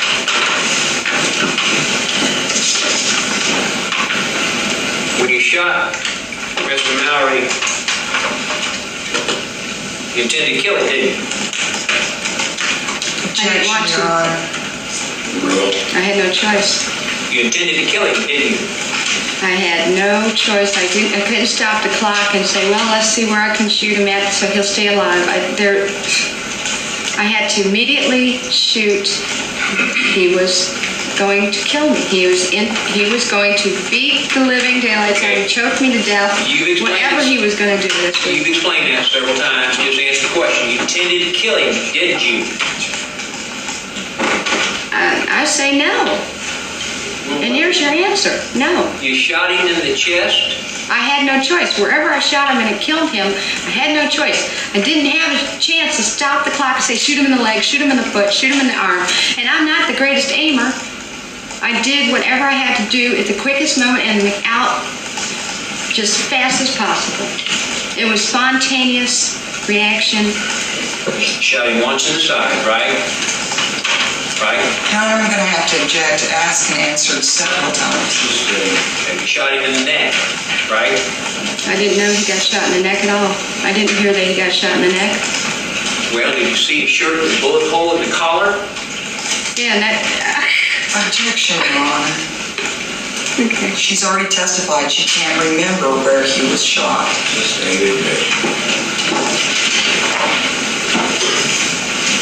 Well, didn't you tell Deputy Horzett on page 25, and the question was, but when you decided to pull that gun, that person was going to die. I mean, you weren't just going to shoot him. Remember that question? Yes. You remember your answer? Oh, I was definitely going to shoot him and let him die. Page, Counselor. Isn't that what you said, page 58? Yes, and I'm referring to a certain situation, and that's the thing. There's certain situations here where there's a number, and every incident was a different situation of the violence that was involved and the fear and everything else is a certain situation. So when I talk I'm getting those questions, I'm referring of certain situations, certain people and everything else to see if you can't, nothing can be leveled to one person. You can tell it all if you want. Objection, Your Honor. It's in bad faith for him to continue to do this. She keeps acting like we're stopping her. We're not stopping her. Yes, sir. Page 58, again, a little ahead of where you said, I was definitely going to shoot him and let him die. These questions are asked by Deputy Horzett. He said, did you give an electric razor to the gentleman who owned the little restaurant where you stayed at? Your answer was, yes, I did. And the question was, whose razor did that belong to? He said, I think that was Mallory's. Question, Richard Mallory's razor? Uh-huh. Did you give that gentleman or his wife anything else as gifts? Uh-huh. I just wanted to get rid of the razor because I didn't. Objection, Your Honor. Is this a question or do you want me to read her transcript? Were those the questions and answers that you gave? Questions asked and answers which you gave? Yes, and amazingly, that some of the short questions, some of the small... You can explain later. Were those the questions asked and your answers? Yes, sir? Yes, I'm answering. And I'd ask you to look at Exhibit 122.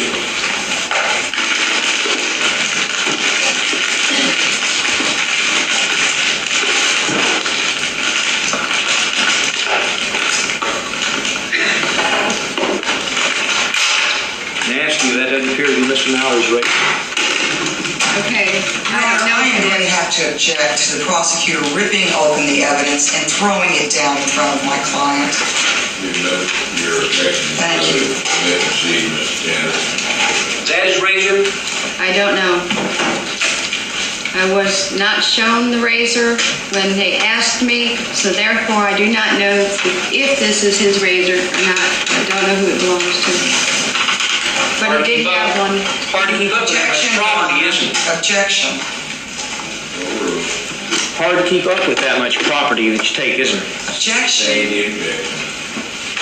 I ask that you instruct the jury to disregard. You're disregard that comment or question.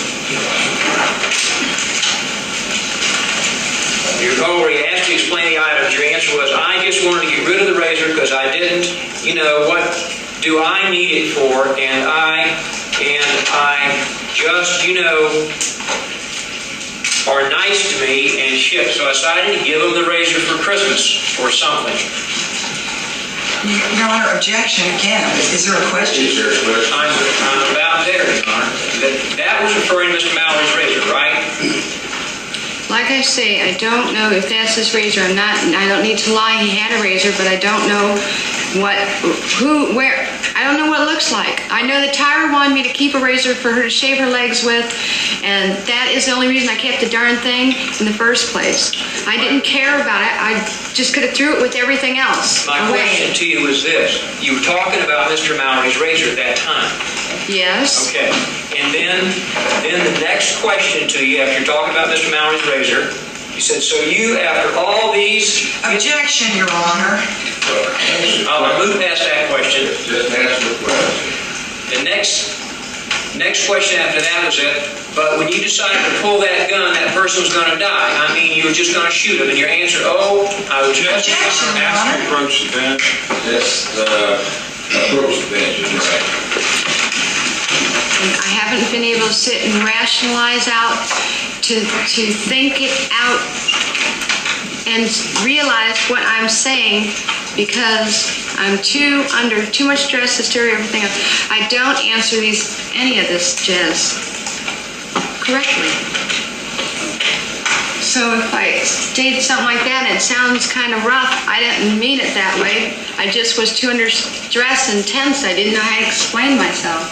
Well, you also explained to Deputy Orzappa, did you not,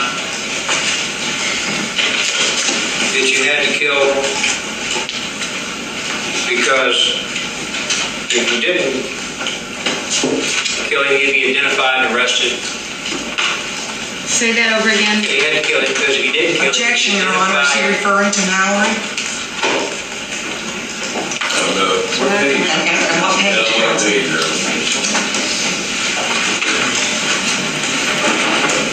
Page 7, tape 1. Page what? 1? 7, tape 1. Page 7, tape 1.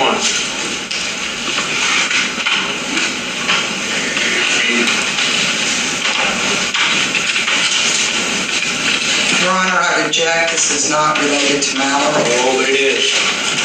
May we approach the bench? No, we may proceed. I'm going to move for a mistrial, Your Honor.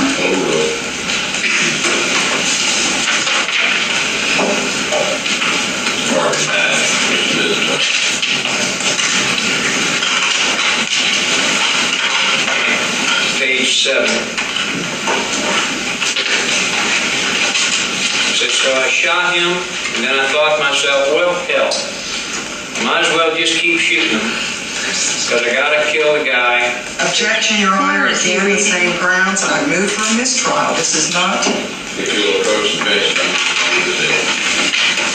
Didn't you tell Deputy Orzaga that taking Mr. Mallory's property was your final revenge on him? I told him, if I say it like that and here like I'm wrong, but this is how I feel. I felt like what he did to me was unnecessary. And so therefore, when I took his property for food, I figured, well, like, I don't know, it was like, Councilman, we have a page. And what is it? No, she remembers it. She remembers. like he owed me for what he did to Objection, me. Your Honor. I don't know. advise of the page. You will dismiss.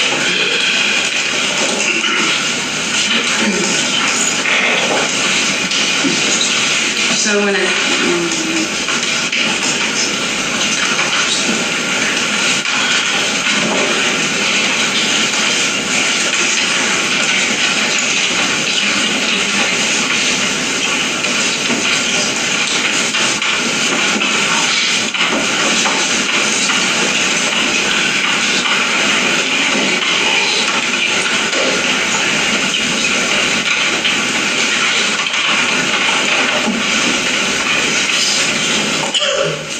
Did you tell Deputy Orzaga maybe it was self-defense, maybe it was stupid? Page, Counselor. Yes. Take 2, page 29. did I tell him what? Maybe it was self-defense, maybe it was stupid. I recall reading At this point, that. that's what like, I said. Anyone want to speak? Yes, sir. May we approach the bench? No, just swear me. I recall, It's the same objection, Your Honor, not focused, and again, we would move for a mistrial. It's generic. Objection is sustained. And don't answer the questions. Thank you, Your Honor. Your Honor, may we,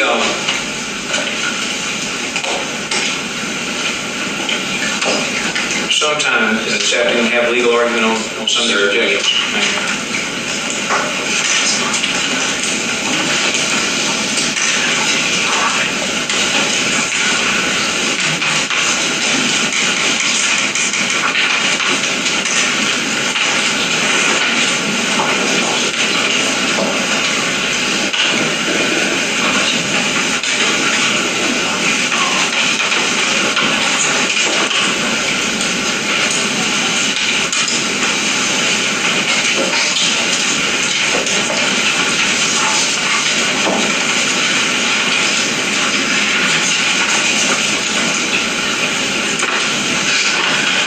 Tell Deputy Orzaga you didn't know why you killed Richard Mallon. I couldn't hear you. Did you tell Deputy Orzaga you didn't know why you killed Richard Mallon? Page, please. Sure. What page? Page 4. On the first one or the Yes. second? First.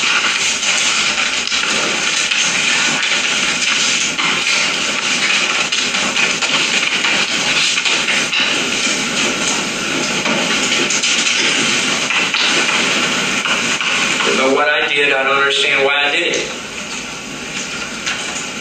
Again, Your Honor, I would object. I would direct you not to answer the question, Lee. I'm not going to. If you advise the client not to answer, we will proceed to the next question. Thank you, Your Honor.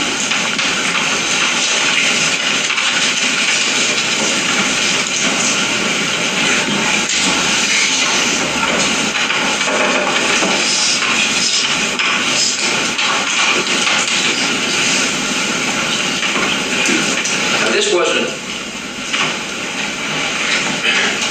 also, did you say that you knew you had to because you knew you left some witness out? Objection, Your Honor. Find out who you were, you get caught? Objection, Your Honor. Same grounds. They got instructed. Inspection of the transcript, counsel, forward. May we just ask the witness, Your Honor, if it involves Mallory? No, I won't see that. Questions are correct. Is one of the reasons you killed Mr. Mallory because you didn't want him to tell on you after you shot him? You were in the dilemma, you already shot him. When the question that you asked before, when I had to do what I had to do, if he would have been alive, he would have probably told the cops I tried to rob him and kill him, which is not true, because I am a prostitute. Nobody was going to believe that I'm a prostitute and that he raped me and that he tried to strangle me and kill me and that he was going to probably do all kinds of other things to me throughout the whole day, the next morning, and whatever, how long he was going to keep me. I don't believe that anybody would have believed me, because we've got prostitutes out there that are being killed every day and nobody cares about it. And we've got women being raped every day and it doesn't seem they're prostitutes, that nobody cares about it. And I have witnessed it with my own eyes, reading the newspapers numerous times. So I believe that nobody would have believed me.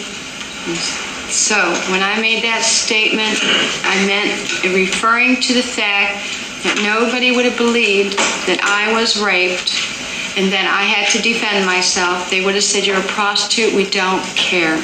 So you decided you had to go ahead and kill him?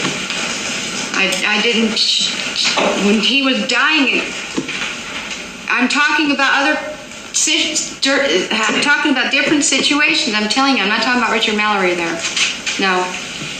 I'm talking about a totally different situation. Well, what had you decided when you shot him? I'm not going to talk about it. After you went around, what had you decided when you shot him the last time, square in the chest?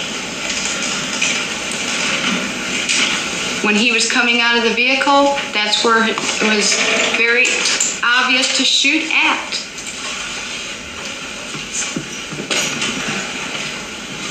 And you say that here you are, a woman who is ravaged and naked, right? Right? Yes, I was naked. Cord marks around her neck where she'd been strangled, right? Right? Yes. Bleeding from the anus where you've been raped, right? Yes. Alcohol in Visine bottles where this torture took place, right? There's alcohol drinks on the hub. The alcohol was squirted up your anus. Oh, yes. A cord with which you had been tied to the wheel and held by the neck. Mm-hmm. Yes. And no one would believe that you'd been assaulted? The marks on my neck were very small. They looked like hickeys. Well, how about your anus? You said it was bleeding, you was ripped. It's the way I was too, what am I supposed to do, walk out there nude with a gun in my hand down the road?